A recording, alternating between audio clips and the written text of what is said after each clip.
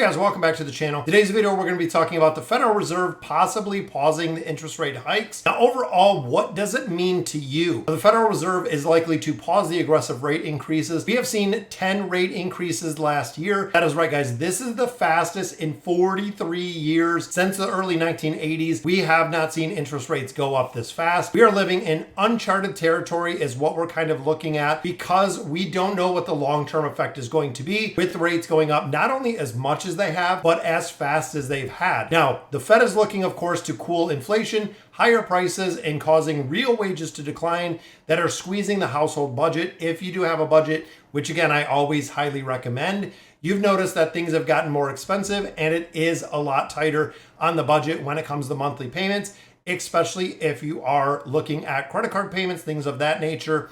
So what does it mean to you if they pause rates? Right now, guys, credit card rates top 20%. We know it is roughly 23% is the average rate on credit card debt, which is crazy high. As the Fed's fund rate continue to increase, we see the minimum payments and also the rates of any variable products that continue to increase, which means getting new debt, it is going to be a lot more expensive. Even looking at the debt that you're currently carrying, a lot of people have seen the average or the monthly liability, the monthly minimum payment on credit cards has almost doubled, which again is kind of crazy because that cuts into a lot of the budget. If you're looking to repay debt, it makes it incredibly hard because you are stuck with a much higher interest rate, yielding that every time that you pay, not only are you paying a higher balance, but less of that is going to the actual principal of the card to actually pay that down. Now, also looking at mortgage rates are near 7%, guys, which again is kind of crazy as we continue to drive up rates. Mortgage rates and mortgages do get more expensive. The average rate for a 30-year fixed mortgage is 6.9%, up from 5.25 1 year ago. That is right, guys. It is 1.75% higher than it was a year ago to get a home. So not only have we seen the values of mortgages actually go up, we have seen the rates to get those more expensive mortgages go up as well, which again is squeezing the budget and actually squeezing a lot of people out of home ownership, which we do not want to do. Now, a lot of institutions do have adjustable rate mortgages or ARMs, home equity line of credits, things of that are pegged to prime rate. Those also increased. If you have anything, again, that is variable rate now, you have seen it increase. Average rate for a HELOC is 8.3%, which marks the highest that rate has been for a home equity line of credit in 22 years, which again, borrowing money right now, guys, is very expensive. Now is the time to really buckle down, look at your expenses, look to eliminate some of that debt. Now, in addition, auto loan rates are close to 7%. The national average for a 5-year car loan is 7%, if you can afford that, guys. Now, with that, not only do you have a 7% rate on your car, but the value of cars, similar to houses, are much higher, and the values of cars and the price of tag of cars are much higher. So the chances of you being able to afford a 5-year car loan at 7%, not very logical, not really going to work into a budget. You're probably talking, on an average car, probably $500, $600, $700, depending on the price when you're looking at a 5-year loan. Majority of people in my field, we are seeing the 6-year loans, the 7-year loans, so doing them for 72 or 84 months.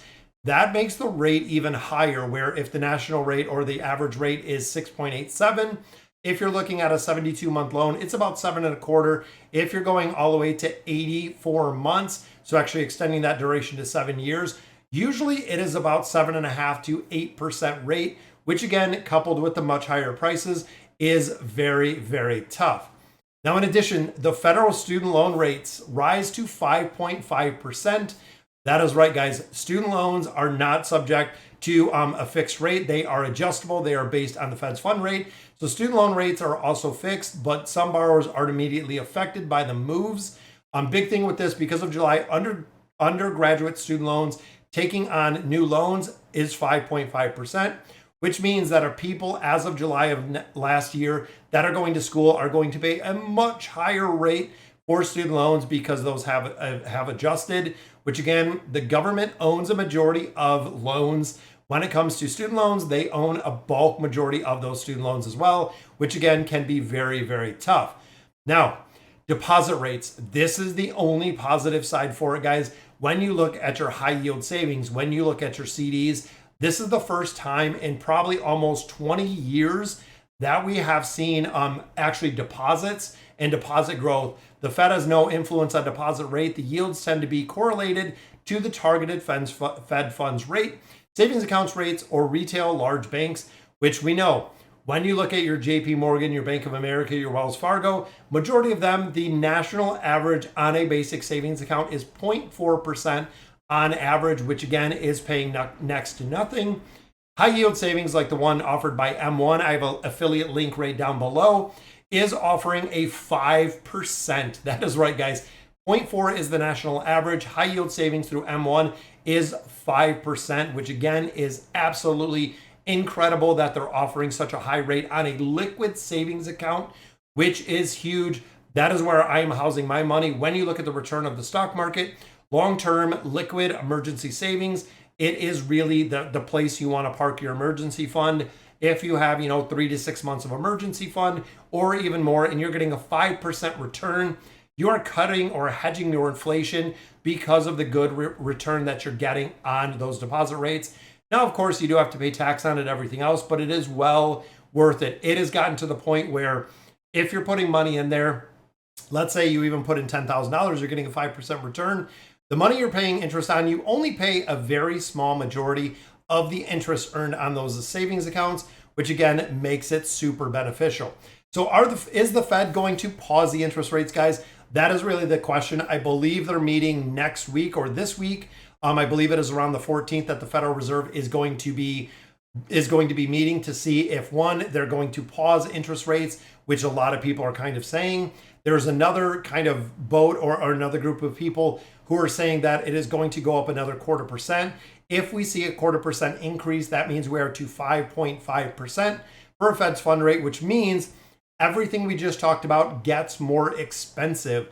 As the cost of goods continue to go up, as the Fed funds rate continues to go up, it means, again, anything that is variable is going to see an increase in price, which can be very detrimental to your budget because, again, the things that you bought at a very, very low interest rate are much, much higher now.